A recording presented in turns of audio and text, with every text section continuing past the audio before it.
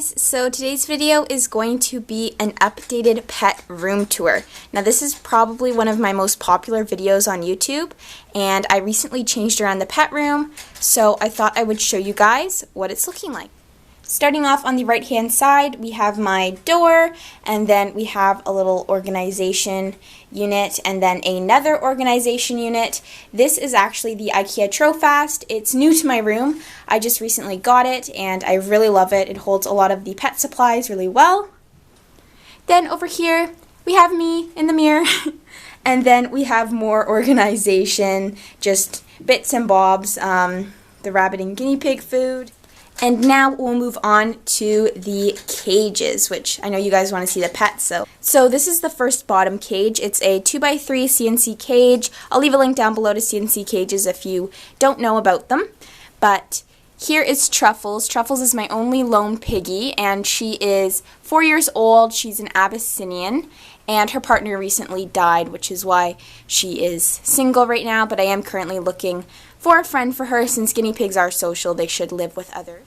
And next to Truffles' cage, I have my hay box, which is pretty self-explanatory. That's where I keep my hay.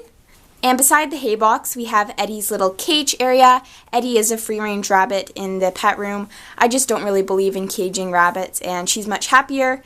So the only time she's ever stuck in there is when the guinea pigs are running around. So we've just got all her necessities, like some chews, her little IKEA bed. We've got her dish, water dish and food dish, and her litter box. This is Eddie, by the way. She's just an American mix rabbit, quite a small one, so she's a dwarf. Eddie is actually a foster failure. She was originally my foster rabbit, but I ended up adopting her because she's just such a sweetie pie, and she's had a really tough past. People didn't treat her that nicely, so I just wanted to give her a home where, you know, she was loved, and it would be a forever home since she hasn't ever had a forever home. Now above the bottom section, we actually have one big cage. This is a 2x7 CNC cage, and it's home to all of my male guinea pigs, or most of my male guinea pigs. These are my boys. I've got 3 boys living in here. The first one we have is Smudge. Smudge is, hi Smudgy. Smudge is my rescue pig. A true rescue pig. Basically, I took him out of a really bad situation and gave him a good home, so I named him then because he actually didn't even have a name. I have no idea how old he is because of that, but he's really... Then we also have my skinny pig, Felix. Come here, Felix. That's Felix. Felix is a hairless guinea pig. No, he doesn't have anything wrong with him. It's just the breed of guinea pig, and I actually got from a pet store just because I fell in love with him. He's such a sweet boy. And even though I don't really believe in buying pets from pet stores, he was an exception since I just absolutely fell in love with him. And Felix is about 3 years old. And the last piggy in here is Coco Bear. Coco Bear is sleeping right now. He is an alpaca guinea pig, or a boucle guinea pig, which is basically like a curly Peruvian. So lots of hair, lots of curly hair. I actually rescued or got rehomed from a breeder because he was being rehomed into a pet home since he wouldn't breed.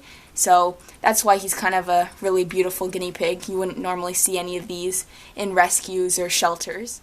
I absolutely love my boys. They all have such amazing personalities. So that's just kind of what their cage looks like.